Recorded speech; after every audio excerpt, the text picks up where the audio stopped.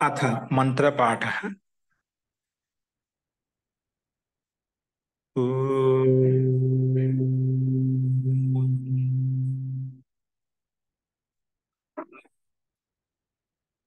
सहनां भवतु सहनौ भुनक्तु सह वीर्यं करवावहै तेजस्विनावधीतमस्तु मा विद्विषावहै। ॐ शांति शांति शांतिः।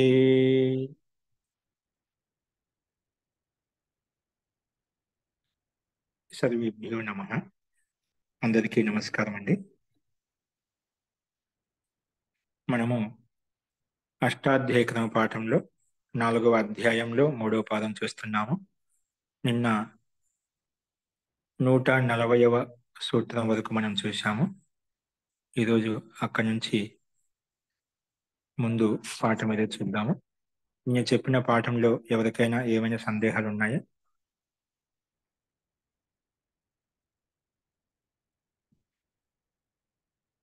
అస్తు ప్రకృతమనుసరామః. సూత్రం వచ్చేసి 141వ సూత్రం చూడండి. నిత్యం వృద్ధ శరాదిభ్యః. నిత్యం వృద్ధ శరాదిభ్యః. నిత్యం ప్రథమ విభక్తి ఏకవచనం, వృద్ధ శరాదిభ్యః పంచమి విభక్తి బహువచనం. సమాసః శర ఆదిరి ఏషాం తే శరాదయః. శర శబ్దం ఆదిలో ఉంది, ఏ శబ్దాలకైతే దాన్ని శరాదయః అంటాం. ఈ రకంగా శరాది గణంలో ఉండే శబ్దాలు ఏంటో మనం చూసాం. నెక్స్ట్ వచ్చేసి ఇప్పుడు మొత్తం సూత్రాన్ని 10 విగ్రహవాక్యం చూపిస్తున్నాము. వృద్ధశ్చ వృద్ధశ్చ శరాదయశ్చ వృద్ధ శరాదయః తేభ్యః వృద్ధ శరాదిభ్యః. తేభ్యః వృద్ధ శరాదిభ్యః. ఇది బహువ్రీ గర్భ ఇతరేతర యోగ ద్వంద్వ సమాసము. అనువృత్తి వచ్చేసి చూడండి.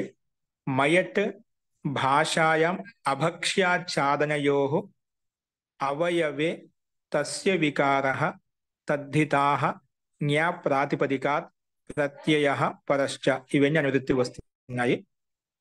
అర్థః సూత్రార్థం గమనించండి. మనకు పైన భక్ష్య అభక్ష్య అని చెప్పుకున్నా, అంటే భక్ష్య ఆచ్ఛాదన వదిలిపెట్టి ఇక్కడ అదే తీసుకుంటున్నామంట. భక్ష్య ఆచ్ఛాదన వర్జిత వికార అవయవయోర్ అర్థయోః. వికారార్థం అవయవార్థం. వికార అవయవయోర్ అర్థయోః షష్ఠీ సమర్థేభ్యో వృద్ధ సంజ్ఞకేభ్యో శరాదిభ్యశ్చ ప్రాతిపదికేభ్యో నిత్యం మయట్ ప్రత్యయో భవతి. నిత్యం మయట్ ప్రత్యయో భవతి. భక్ష్య ఆచ్ఛాదన వర్జిత వికార అవయవయోర్ అర్థయోః షష్ఠీ సమర్థేభ్యో వృద్ధ సంజ్ఞకేభ్యః శరాదిభ్యశ్చ ప్రాతిపదికేభ్యో.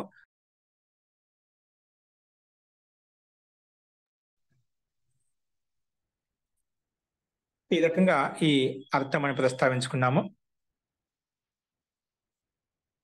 ఇక్కడ పూర్వేణ వికల్పే ప్రాప్తే నిత్యార్థం వచనం. పూర్వం వికల్పం ప్రాప్తమవుతుంటే నిత్య వచనం కొరకు నిత్యార్థం అంటే నిత్యం చెప్పడం, నిత్యంగా ప్రత్యయం వస్తుంది చెప్పడం కొరకు ఈ వచనం చెప్పబడినమాట. ఏంది ఏం చెప్పుకున్నామంటే భక్ష్య ఆచ్ఛాదన వర్జిత వికార అవయవయోః అర్థయోః షష్ఠీ సమర్థేభ్యః వృద్ధ సంజ్ఞకేభ్యః ప్రాతిపదికేభ్యః. అంటే వృద్ధ సంజ్ఞ అంటే మనం ఏ శబ్దానికైతే ఆది అక్షరం వృద్ధ సంజ్ఞక వర్ణం ఉందో దానికి వృద్ధిర్ యస్య చామాది తద్వృద్ధం ప్రకారంగా వృద్ధ సంజ్ఞ వస్తుందా, అటువంటి వృద్ధ సంజ్ఞకేభ్యః శరాదిభ్యః శరాదిభ్యశ్చ అంటే వృద్ధ సంజ్ఞకమైన ప్రాతిపదికములు, అలాగే శరాది గణంలో ఉండే ప్రాతిపదికాలు ఏవైతే ఉన్నాయో శరాదిభ్యః ప్రాతిపదికేభ్యః శరాదిభ్యః ప్రాతిపదికేభ్యః నిత్యం మైట్ ప్రత్యయ భవతి. పూర్వ సూత్రం ప్రకారం ఏంటి, మైట్ ప్రత్యయం ఎలా వస్తుంది? వికల్పంగా వచ్చింది. మనకు వికల్పంగా చెప్పుకున్నాం. ఈ సూత్రం ప్రాతిపదిక నిత్యం మైట్ ప్రత్యయ భవతి. నిత్యం చెప్పడం కొరకు ఈ సూత్రం మనం ప్రస్తావించుకున్నామట. అందుకే ఇక్కడ పూర్వేణ వికల్పే ప్రాప్తి నిత్యార్థం వచనం. పూర్వ సూత్రం ప్రకారం వికల్పం ప్రాప్తం నిత్యంగా మైట్ ప్రత్యయం రావాలనే ఆ ఇక్కడ ఆ భావనతో ఇక్కడ ఉద్దేశంతో ఇక్కడ నిత్యార్థం వచనం చెప్పబడింది అన్నమాట, సూత్రం చెప్పబడింది. అస్తు. ఉదాహరణ వచ్చేసి ఇక్కడ ఆమ్రస్య వికార ఆమ్రమయం, శాకస్య వికార శాకమయం. ఈ రకంగా 2 ఉదాహరణలు మనకు కనిపిస్తున్నాయి. శరాదిభ్య శరమయం, దర్భమయం, మృన్మయం.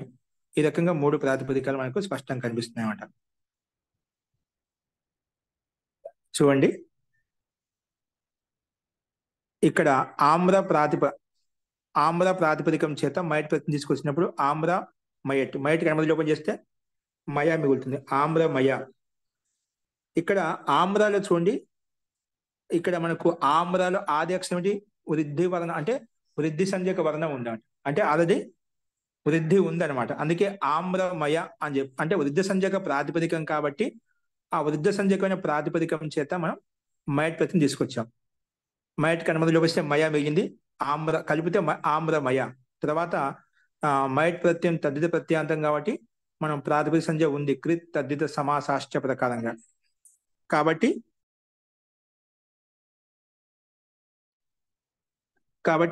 ఆమ్రమయ సు స్థానంలో అతోం ప్రకారం అమ్మ వస్తుంది, ఆమ్రమయం అలాగే వస్తుంది అన్నమాట. అలాగే శాకమయం కూడా అదే విధంగా అర్థం చేసుకోవాలి. నెక్స్ట్ శరాదిభ్య ప్రాతిపదికభ్య, అంటే శరాదిగణంలో ఉండే ప్రాతిపదికాలు చేత శరమయం, దర్భమయం, అంటే శర ప్రాతిపదికం చేత, దర్భ ప్రాతిపదికం చేత, మృత్ ప్రాతిపదికం చేత మృన్మయం అవుతుంది. అంటే ఇక్కడ ఏదో నాసుకోను నాశక ప్రకారంగా మృతిలో ఉండే తకారం నకారంగా మారిపోతుంది కాబట్టి అందుకే మృన్మయం అయిపోయింది అనమాట. సో ఈ రకంగా కూడా అన్నింటిలో సుస్థానంలో అమ్ము అమి పూర్వ ప్రకారంగా మనకు ఈ రూపాయలు సిద్ధిస్తాయి అనమాట. అస్తు. సో ఈ రకంగా మనం అర్థం చేసుకోవాలి. రూపసిద్ధి సామాన్యంగా ఉంది, కాకపోతే వృద్ధ సంజ్ఞకమైన ప్రాతిపదికాలు శరాది గణంలో ఉండే ప్రాతిపదికం చేత నిత్యం మైట్ ప్రత్యయం వస్తుంది. వికల్పం ప్రాప్తం అవుతుంటే ఈ సూత్రం నిత్యార్థం వచనం చెప్పుకున్నాం. అస్తు. నెక్స్ట్ చూడండి, గోశ్చ పురీషే. గోహు పంచమి విభక్తి ఏకవచనము, చ అవ్యయపదము.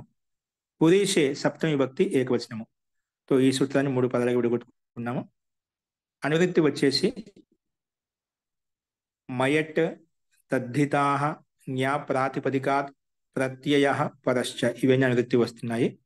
అర్థః షష్ఠీ సమర్థాత్ గో ప్రాతిపదికాత్ పురీషే అభిధేయే మయట్ ప్రత్యయో భవతి. షష్ఠీ సమర్థాత్ గో ప్రాతిపదికాత్ పురీషే అభిధేయే మయట్ ప్రత్యయో భవతి.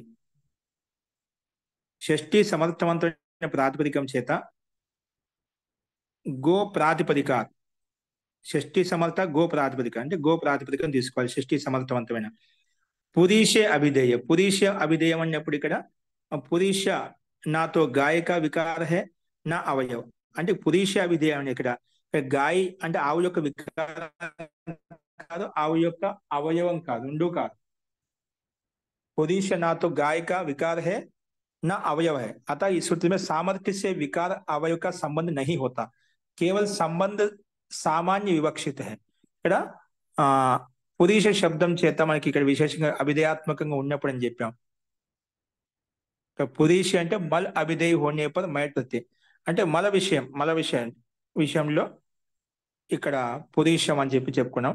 మల అభిధేయ ఉన్నప్పుడు మైట్ ప్రత్యయం వస్తుంది. అంటే గోహు పురీషం అంటే గోమయం, గోబర్ ఏదైతే ఉందో పేడ అంటాం కదా, గోమయం ఇక్కడ మలం అన్నమాట. ఆ సందర్భంలో ఇక్కడ చెప్పబడింది. అంటే ఇక్కడ వికార్ అంటే గోహు పురీషం గోమయం అంటే ఇక్కడ అవయవం కాదు, అవయవం అంటే అంగభూతంగా ఉంటుంది అన్నమాట. ఓకేనా? అలాగే మనం వికారం అంటామా, వికారం అంటే అక్కడ వస్తు పదార్థం ఉంటే దాంట్లో వికృతి చెందుతుందన్నమాట. ఇదేంటి, మనకు దాంట్లో ఉండేటువంటి మనకు వ్యర్థ పదార్థం అంతా మనకు బయటికి వస్తుంది కాబట్టి అక్కడ అది అంగీభూతం. ఆవులో ఉండే ఇది అంటే అక్కడ అంగంగా కానీ అవయవంగా కానీ ఉండదు కాబట్టి మనకు ఇక్కడ 2 కాదు కాబట్టి మనం గోమయం తీసుకున్నాం అనమాట. అంటే కొంతమంది సామాన్యంగా ఆవు నుంచి తయారవుతుంది కదండి గోమయం తీసుకోవచ్చు, అంటే అది వికారం. అంటే వికారం అంటే ఆ పదార్థం కూడా అక్కడ ఉండాలి. ఇప్పుడు ఒక పదార్థం ఉంది, ఆ పదార్థం వికృతంగా చేసి మనం ఏదో విధంగా తయారు చేసాం. అంటే పదార్థం ఉంది కానీ రూపం మారింది అనమాట. ఇప్పుడు వికారం అంటే కుండలు ఉంది, ఇలా కుండ ఉంది, కుండ మట్టి అదే, కానీ దాని మట్టిని రకరకాల కుండలు చేయొచ్చు, లేదంటే ఇంకోటి బంతి చేయొచ్చు, ఇంకో రకంగా చేయొచ్చు, రకరకాల చేయొచ్చు అనమాట. అది వికారం అనమాట. అవయవం అంటే ఆ మట్టి యొక్క అవయవం, ఒక కపాలం, ఒక ఆ పాత్ర విశేషం, అవయవ విశేషం.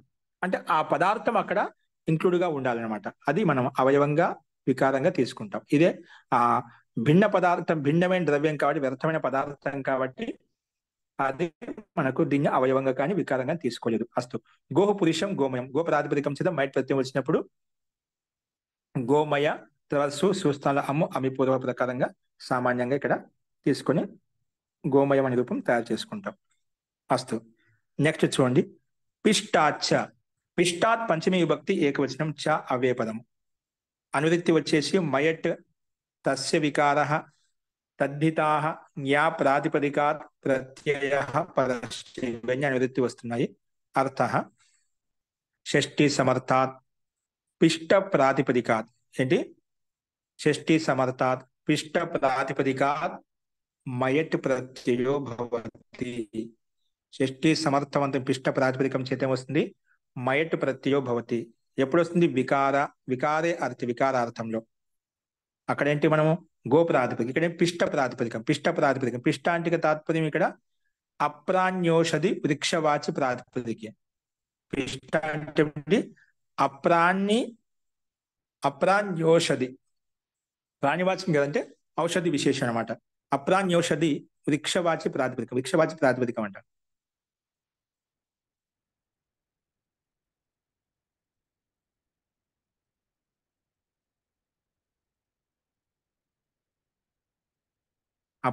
ప్రాణివాచకం ఉండకూడదు.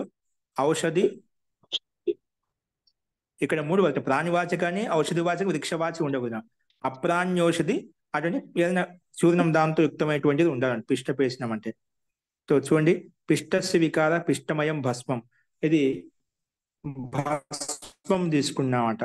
అది ఏదైనా చూర్ణం, అది లోహ భస్మమా, మనకు భస్మాలు అనేకంగా ఉంటాయన్నమాట. ఇక్కడ మొత్తానికి చూర్ణంతో యుక్తమైందన్నమాట.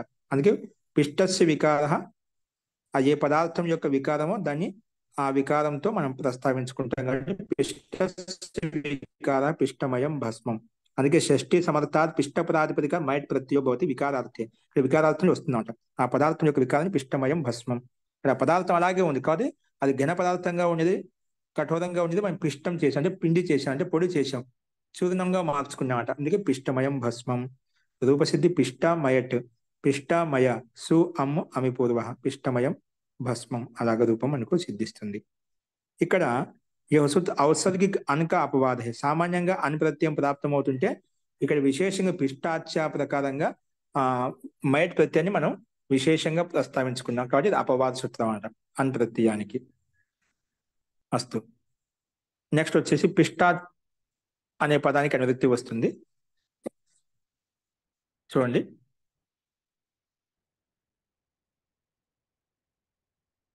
సంజ్ఞాయాం కన్.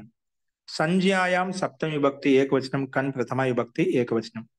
అనువృత్తి వచ్చేసి పిష్టాత్ తస్య వికారః తద్ధితాః జ్ఞా ప్రాతిపదికాత్ ప్రత్యయః పరశ్చ, ఇవన్నీ అనువృత్తి వస్తున్నాయి.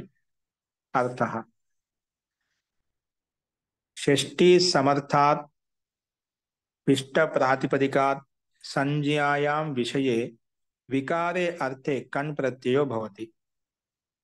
షష్ఠీ సమర్థాత్ పిష్ట ప్రాతిపదికాత్ సంజ్ఞాయాం విషయే వికారే అర్థే కన్ ప్రత్యయో భవతి. కన్ ప్రత్యయం వస్తుంది అని చెప్పుకున్నాం. ఉదాహరణకి పిష్టక, షష్ఠీ సమర్థవంతమైన ఇప్పుడు పిష్ట ప్రాతిపదికం చేత సంజ్ఞా విషయంలో వికారార్థం ఉంటే గిన అప్పుడు కన్ ప్రత్యయం వస్తుంది. కానీ సంజ్ఞా విషయంలో కన్ ప్రత్యయం వచ్చింది, మైట్ ప్రత్యయం ఆగిపోయింది అనమాట. ఇక్కడ ఒకే సంజ్ఞా, అదే పిష్ట ప్రాతిపదికం చేత పైన మైట్ ప్రత్యయం తెచ్చుకున్నాము. అదే ఒక సంజ్ఞా విషయంలో అయితే పిష్ట ప్రాతిపదికం చేత కన్ ప్రత్యయం వస్తుంది. ఇక్కడ వికారార్థం అంటే ఏమన్నా, వికారార్థే కని ప్రత్యయం అవుతుంది. ఇక్కడ వికారార్థం చూసాం. సంజ్ఞ వికారే అర్థే కని ప్రత్యయం అవుతుంది. పిష్టస్సు వికార పిష్టక, కని ప్రత్యయం వచ్చినప్పుడు ఇక్కడ పిష్టక అని కూడా వస్తుంది చూడండి. అలాగే అక్కడ పిష్టమయం మైట్ ప్రత్యయం కూడా వచ్చింది. కానీ సంజ్ఞ పిష్టక అని ఒక నామకరణం, అంటే పిష్టక అని ఒక పేరు పెట్టుకున్నామట. అస్తు సంధ్యా విషయంలో తీసుకుంటాం పిష్టక అనేది. అస్తు. తో ఇది కూడా పిష్ట ప్రాతిపదికన కని ప్రత్యయం.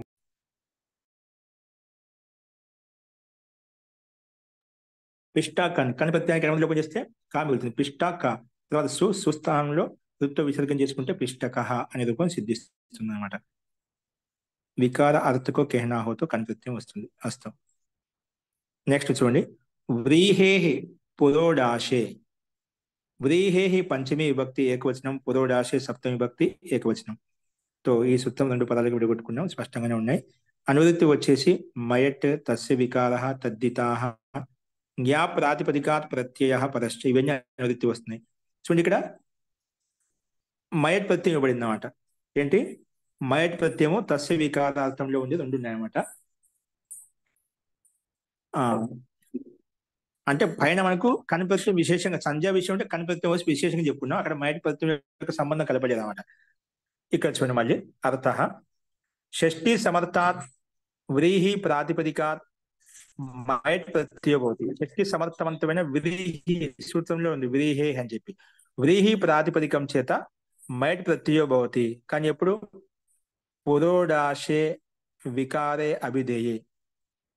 పురోడాశే అంటే పురోడాశం యొక్క వికారం అభిధేయాత్మకం ఉన్న. పురోడాశం అంటే యజ్ఞ యాగాల్లో మనం పురోడాశం అంటే అన్నం చేత ఇప్పుడు గంజి వంచకుండా చేస్తూ ఉంటే దాన్ని పురోడాశం అలా చేస్తారు అన్నమాట. దాన్ని ఎక్కువ యజ్ఞాగాలు మాండుతో యుక్తమైనటువంటి అన్నం అనమాట. అంటే ఒక దాంట్లో కొన్ని పదార్థ విషయం భిన్నంగా ఉంటుంది, ఏదో నూకతో చేస్తూ ఉంటారు. అస్తు మొత్తానికి బియ్యంతో చేసినదే పురోడాశం అనమాట. పురోడాశి వికారే అభిధేయాత్మకంగా ఉన్నప్పుడు మనకు వ్రీహి అనే ప్రాతిపదికం చేత మైట్ ప్రత్యయం వస్తుంది అని చెప్పి ఈ సూత్రం యొక్క అర్థం ప్రస్తావించుకున్నాం. ఉదాహరణకి వ్రీహిమయ పురోడాశ, వ్రీహిమయ పురోడాశ. వ్రీహిమయ అంటే వ్రీహి ప్రాతిపదికం చేసి మైట్ ప్రత్యయం వచ్చింది అన్నమాట. ఇక్కడ మైట్ ప్రత్యయం ఎక్కడ మొదలు వస్తే మయ మిగులుతుంది కాబట్టి వ్రీహిమయ సుస్థానంలో ఋత్వ విసర్గం చేసుకుంటే వ్రీహిమయ అనే రూపాలు మనకు సిద్ధిస్తాయి అన్నమాట.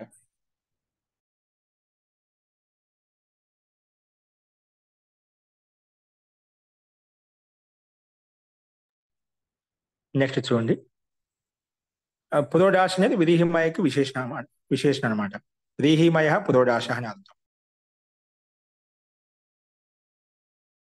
पुरोडाश से अन्य कोई विकार कहना हो तो अन ही होगा. పురోడాశ से अन्य कोई विकार कहना हो तो అంటే పురోడాశం కాకుండా వేరే వికారం, అంటే పురోడాశం యొక్క వికారం కాకుండా అన్నం యొక్క వికారం కాకుండా అది వేరే వికారం చెప్పే సందర్భంలో అయితే అక్కడ మాత్రం సామాన్యంగా అని ప్రత్యయం వస్తుంది అన్నమాట. అస్తు. ఎందుకంటే అంక అపవాదం అనమాట. వ్రీహి శబ్ద బిల్వాది గణ్య పడా. ఈ వ్రీహి శబ్దం బిల్వాది గణంలో ఉందంట. అత అన్క అపవాద్ బిల్వాది గణంలో ఉండే బిల్వాది భ్యోన్ అని ఒక సూత్రం ఉంది, మనం ముందు చెప్పుకోవచ్చాం. బిల్వాది గణంలో ఉండే ప్రాతిపదిక సామాన్య అని ప్రత్యయం వస్తుంది. కానీ ఇక్కడ విరిహి పురోడాశ అవిధేయాత్మకంగా ఉంటే పురోడాశం యొక్క వికారం అయితేనా అక్కడ ఖచ్చితంగా మనకు మైట్ ప్రత్యయమే వస్తుందని చెప్పి ఈ సూత్రం దానికి అపవాదంగా ఇది చెప్పుకున్నాం అనమాట. అస్తు. నెక్స్ట్ చూడండి 146 సూత్రము. అసంజ్యాయాం తిలయవాభ్యాం. అసంజ్యాయాం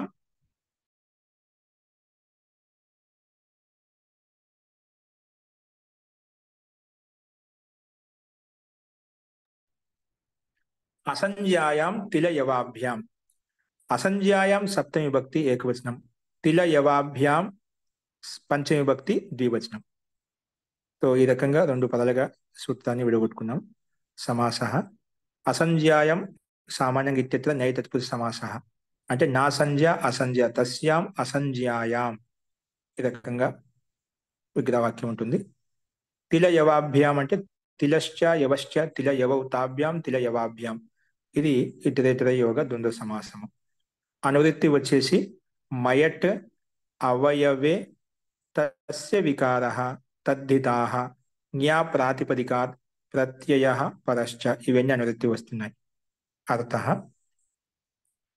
షష్ఠీ సమర్థాభ్యాం తిల యవ ప్రాతిపదికాభ్యాం, తిల ప్రాతిపదికం చేత యవ ప్రాతిపదికం చేత తిల యవ ప్రాతిపదికాభ్యాం వికార అవయవయోర్ అర్థయోః, వికారార్థంలో అవయవార్థంలో అలాగే సంజాయం విషయే, సారీ అసంజాయ విషయం నిషేధించాం కదా. సంజాయ విషయం ఉండకూడదు, నామవాచక విషయం ఉండకూడదు. అసంజాయం విషయే మయట్ ప్రత్యయో భవతి. తిల అనే ప్రాతిపదికం చేత యవ ప్రాతిపదికం చేత సంజయ విషయం కాకుంటే గిన అప్పుడు వికారార్థంలో లేదా అవయవార్థంలో మనకు మయట్ ప్రత్యయం వస్తుంది. అంటే మయట్ ప్రత్యయం రావడానికి ప్రకారాలు ఎన్ని రకాలు చెప్పుకున్నాం, ఏ సందర్భ కండిషన్ చెప్పుకుంటూ వస్తున్నామట. ఇలా ఉంటే మనకు మయట్ ప్రత్యయం వస్తుంది అని చెప్పి అస్తు. ఇక్కడ మనకు తిల యవ ప్రాతిపదికముల చేత షష్ఠి సమర్థవంతమైన అనివార్యం అనేది. ఎందుకంటే షష్ఠి భక్తి విడగొట్టుకుంటున్నాం కాబట్టి మనం. అందుకే అలాంటి ప్రాతిపదికం చేత ఆ సంజ భిన్నమైనటువంటి విషయం అవిధేయాత్మకంగా ఉన్నప్పుడు మనకు మైట్ ప్రత్యయం వస్తుంది అని చెప్పుకున్నాం. అందుకే ఉదాహరణ తిలస్య వికారో అవయవో వా తిలమయం యవమయం. అంటే తిలం యొక్క అంటే తిల్ అంటే ఏమిటి? నువ్వుల యొక్క వికారాన్ని తిలమయం అంటాం, నువ్వుల యొక్క అవయవాన్ని తిలమయం అంటాం. అలాగే యవమయం, గోధుమల యొక్క వికారాన్ని యవమయం లేదా గోధుమల యొక్క అవయవాన్ని యవమయం అంటామట. యవ తిల ప్రాతిపదికముల చేత మయటి తెచ్చుకుంటాం, మయటికి అనుమతి లోపం మయ మిగులుతుంది. తిలమయ యవమయ. తర్వాత అమ్ము ఉన్నప్పుడు సుస్థానంలో అమ్ము అమిపూర్వ చేసుకుంటాం.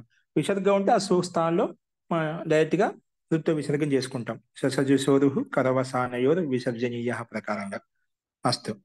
సో ఇది కూడా సామాన్యంగానే ఉంది మనకు. నెక్స్ట్ చూడండి, ద్వచస్ ఛందసి. ఏంటి? ద్వచస్ ఛందసి. ద్వచస్ ఛందసి చూడండి.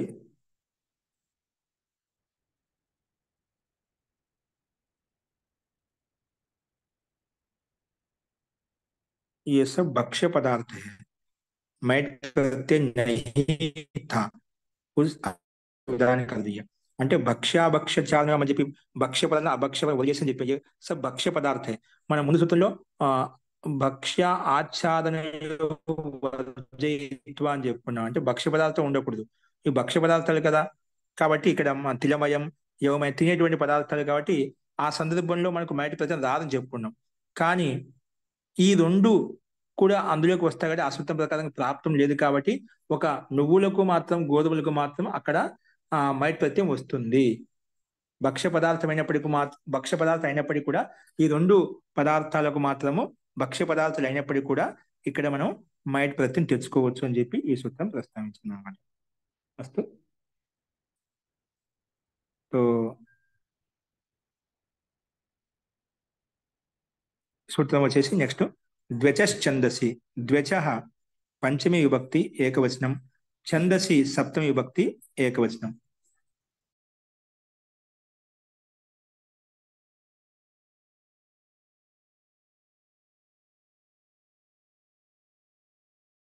ద్వచస్ ఛందసి. ద్వచ పంచమి విభక్తి ఏకవచనం, ఛందసి సప్తమి విభక్తి ఏకవచనం. సమాసః ద్వౌ అచౌ యస్మిన్ స ద్వచ్. రెండు అచ్చులు ఉన్నాయి యస్మిన్ ఎందులో అయితే స ద్వచ్ అంటాం. తస్మాత్ ద్వచ ఇది బహువ్రీహి సమాసం. ద్వౌ అచౌ యస్మిన్ స ద్వచ్ తస్మాత్ ద్వచ అస్తు. ఇది బహువ్రీహి సమాసము.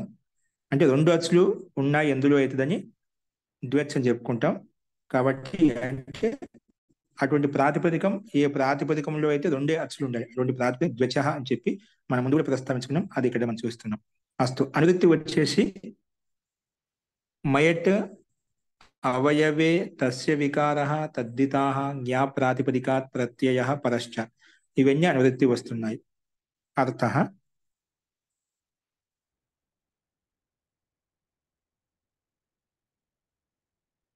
షష్ఠి సమర్థాత్ ద్వచ ప్రాతిపదికాత్. ఛందస్సి విషయ షష్ఠి సమర్థవంతమైన రెండు అచ్చులతో కూడిన ప్రాతిపదికం ఏదైతే ఉందో షష్ఠి సమర్థాత్ ద్వచ్ ప్రాతిపదికాత్ ఛందస్సి విషయంలో వికార అవయవయోర్ అర్థయోహో, వికార అవయవ అర్థంలో మయట్ ప్రత్యయో భవతి, మయట్ ప్రత్యయం వస్తుంది. వికార అవయవయోర్ అర్థయోహో మయట్ ప్రత్యయో భవతి, మయట్ ప్రత్యయం వస్తుంది చెప్పి చెప్పుకున్నాం అనమాట. అస్తు. అంటే షష్ఠి సమర్థవంతమైన ద్వచ ప్రాతిపదికం రెండు అచ్చులతో కూడుకున్న ప్రాతిపదికం చేత ఛందస్సి విషయంలో అంటే వేద విషయంలో వికార అవయవయోర్ అర్థయో, వికారార్థంలో అవయవార్థంలో మైట్ ప్రత్యయో భవతి, మైట్ ప్రత్యయం వస్తుంది. సో ఉదాహరణ అదే విధంగా ఇచ్చారు చూడండి. యస్య పూర్ణమయి జుహుర్ భవతి, యస్య దగ్గర పూర్ణమయి జుహుర్ భవతి,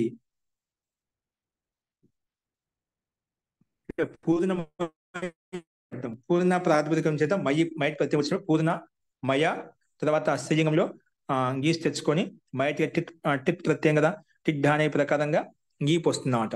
అందుకే పూర్ణమయి అయిపోతుంది. తర్వాత సుకి హలింగ్యాభ్యో దీర్ఘ సుతిస్య ప్రయుక్తం హలి ప్రకారంగా సుప్లు చేసుకుంటేనే పూర్ణమయి జుహుర్ భవతి అలా వస్తుంది అన్నమాట. అంటే పూర్ణమయి శబ్దం మనం తయారు చేసుకోవాలి.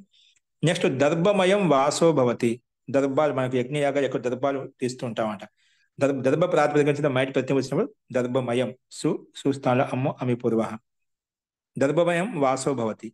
అలాగే శరమయం బహిర్భవతి, ఇది శరమయం ఇక్కడ శర ప్రాతిపదిక మైట్ ప్రత్యయం వచ్చినప్పుడు శరమయం బర్హిర్భవతి, శరమయం బర్హిభవతి, ఇది కూడా అక్కడ యజ్ఞయాగ విశేషంలో ఉపయోగించేటువంటి వస్తు విశేషం అనమాట. ఈ రకంగా ఛందస్సు విషయంలో ఇక్కడ చూడండి శర శర 2 అక్షరాలు అంటే 2 అచ్చులు ఉన్నాయి, దర్భాలో 2 అచ్చులు ఉన్నాయి, పర్ణాలో పర్ణమయ్యి ఉన్నాయి కదా, పర్ణ 2 అచ్చులు ఉన్నాయి. కానీ 2 అచ్చులతో కూడుకున్న ప్రాతిపదికం కాబట్టి షష్ఠి సమర్థవంతమైన వికారార్థమే కదా మనకి ఇక్కడ, వికారార్థంలో అవయవార్థంలో కాబట్టి దర్భం అంటే దర్భం యొక్క వికారము లేదా అవయవము. అలాగే పర్ణమయ్యి కూడా పర్ణం యొక్క అంటే పత్రం యొక్క వికారం లేదా అవయవము. శరమయం అని కూడా అదే విధంగా అవయవ వికారార్థంలో మనం చూసుకోవాలి.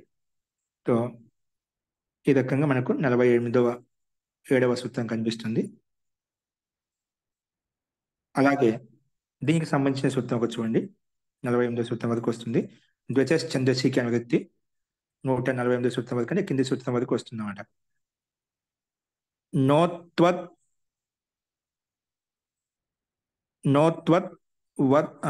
వర్ద్రి బిల్వాత్, నోత్వత్ వర్ద్రి బిల్వాత్, ఇది మనకు సూత్రము. నోత్వత్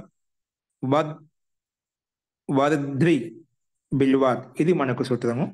నా అవ్యయ పదము ఉత్వద్ నోత్వద్ అని చెప్పుకున్నావు కదా, నోత్వర్ద్రి బిల్వాత్, ఇది మనం సూత్రంలో సమస్త పదం చూసాం. ఇక్కడ పద విభాగం చేసినప్పుడు నా అవ్యయ పదము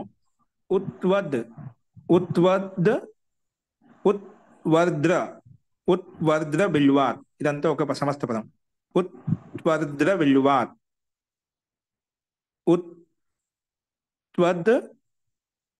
వర్ద్ర బిల్వాత్, ఈ సమస్త పదానికి మనం సమాస రూపంలో చూద్దాం చూడండి. అంటే దానికి అక్కడ విడగొట్టలేదు, అందులో ఒక పదం చూసామన్నమాట. ఈ పంచమీ భక్తిగా విడగొట్టుకున్నాము. సమాస ఉకారో విద్యతే అస్మిన్, ఉత్వద్ అంటే ఏమిటి, ఇక్కడ ఉకారం ఉంది విద్యమానంగా ఇందులో, తద్ ఉత్వత్ అయిపోయింది. మొట్టమొదటి పదం ఉత్వత్ అంటే ఉకారో విద్యతే అస్మిన్ అంటే ఉకారము విద్యమానంగా ఉంది ఇందులో, అంటే ఈ శబ్దంలో ఈ ప్రాతిపదికం కావచ్చు. దాన్ని ఉత్వత్ అంటాం. అంటే దాంట్లో ఒక పదం ఓపెన్ చేసుకున్నాం ఉత్వద్ అంటే. నెక్స్ట్ ఇప్పుడు ఆ ఉత్వద్ పదాన్ని ఓపెన్ చేసుకున్నప్పుడు ఆ పదాన్ని తీసుకుంటూ మిగిలిన పదాలను కలుపుకుంటాం. ఉత్వత్ చ వర్దృశ్చ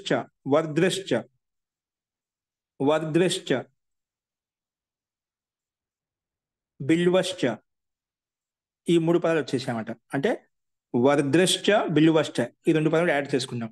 ఉత్వచ్చ వర్దృశ్చ బిల్వశ్చ మొత్తం కలిపితే ఉత్వత్ వర్ద్ర బిల్వం.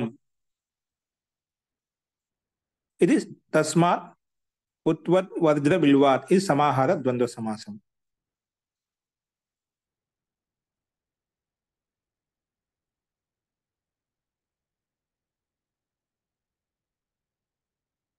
అస్తు. తో సమాహార ద్వంద్వ సమాసం చెప్పుకున్నాము. అనువృత్తి చూడండి. ద్వచశ్చందసి మయట్ అవయవే తస్య వికారః తద్దితాః జ్ఞా ప్రాతిపదికాత్ ప్రత్యయః పరశ్చ, ఇవన్నీ మనకు అనువృత్తి వస్తున్నాయి. అర్థః షష్ఠీ సమర్థాత్ ద్వచః ఉకారవతః ప్రాతిపదికాత్ వర్ద్ర బిల్వ శబ్దాభ్యాం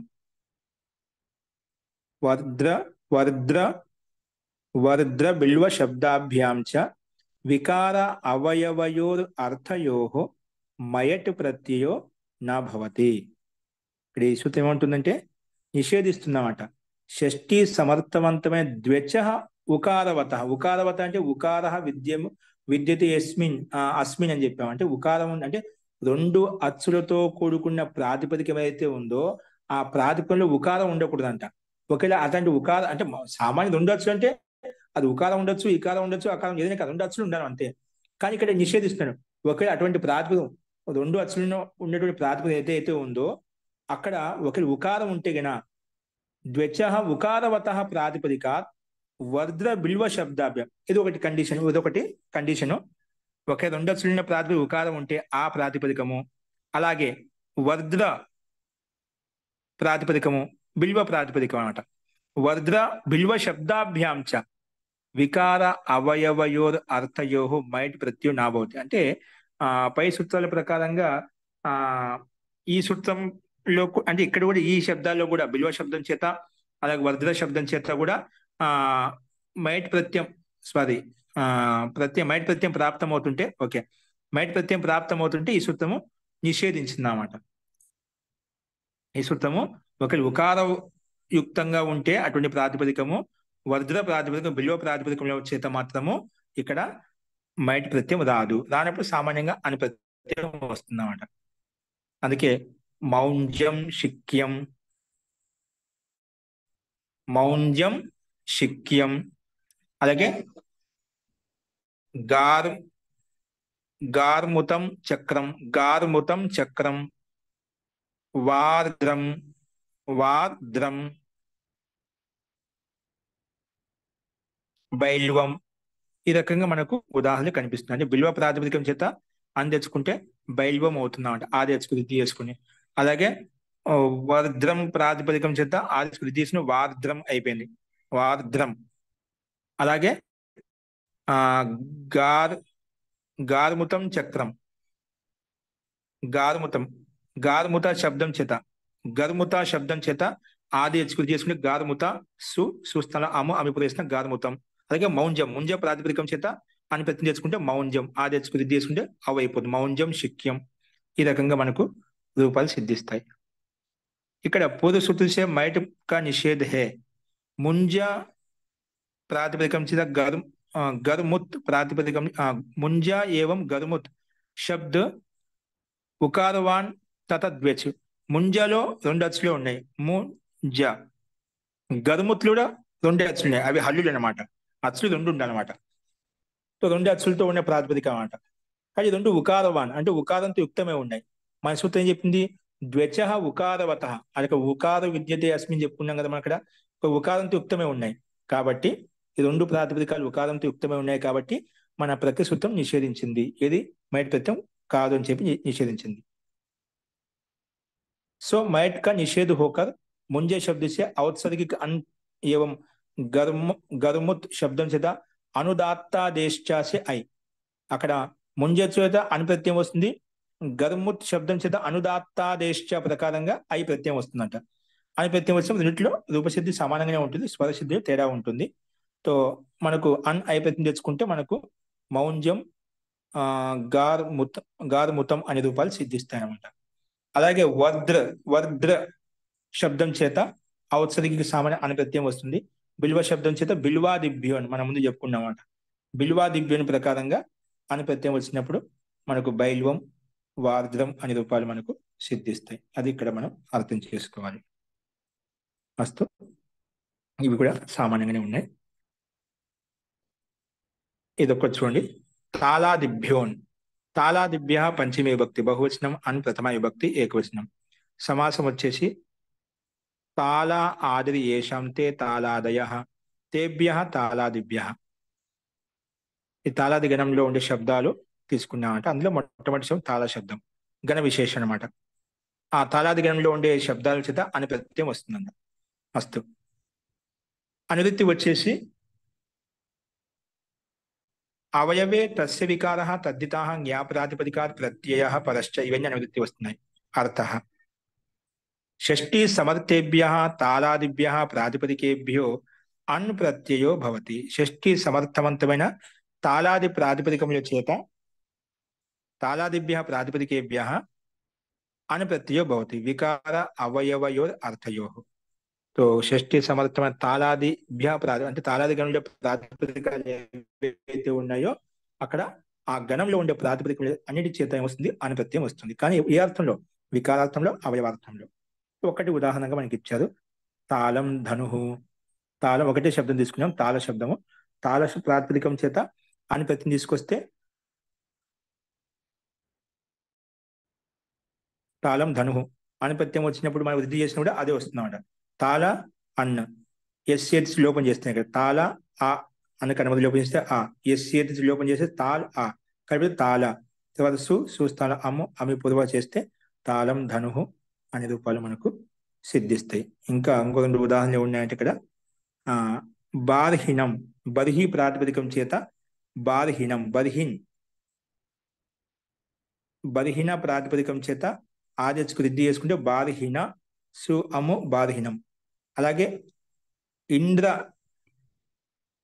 ఇంద్రాలిష ప్రాతిపదికం చేత ఆదేశకు వృద్ధి చేసుకుంటే ఐంద్రాలిషం. తర్వాత సుస్థాల అము అమి పొదువ చేస్తే ఐంద్రాలిషం. అలా రూపాలు సిద్ధిస్తాయి. అలాగా బర్హిణ ఇంద్రాలిష, అలాగే ముందు చెప్పినటువంటి తాళ, ఈ మూడు ప్రాతిపదికల చేత అని ప్రతిప్పుడు తాళ ప్రాతిపదికం చేత తాళం, ధనుహు, అలాగే మనకు బర్హిణ ప్రాతిపదికం చేత అని ప్రతి తెచ్చుకుంటే ఆదేశకు తీసుకుని బార్హిణ అము కాబట్టి బార్హిణం అయిపోతుంది. ఇంద్రాలిష శబ్దం చేత అని ప్రత్యయం చేసుకుంటే ఐంద్రాలిషం అనే రూపాలు మనకు సిద్ధిస్తాయి. ఇవన్నీ కూడా ఇంద్రాలిషం అని వికారార్థంలో, అవయవార్థంలో మనం అర్థం చేసుకోవాలి. అస్తు ఈ రకంగా మనకు అని ప్రత్యయం చేసుకుంటే ఈ రకంగా తాళాది గణంలో ప్రాతిపదికం చేత ఈ రకమైన రూపాలు సిద్ధిస్తాయి. ఇంకా చాలా ఉన్నాయి. ఉపలక్షణంగా మనం కొన్ని తీసుకొని చూసాం. అస్తు. సో ఈ రకంగా ఈ సూత్రాలు మనం చూసాము. వీటిలో ఎవరికైనా సందేహాలు అంటే కూడా మనం తర్వాత చూద్దామండి. అస్తు. శాంతి పాఠ.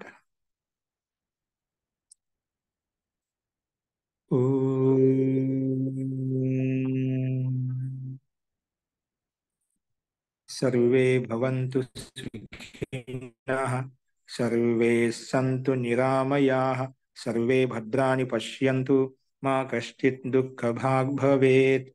ओम शांति शांति शांति.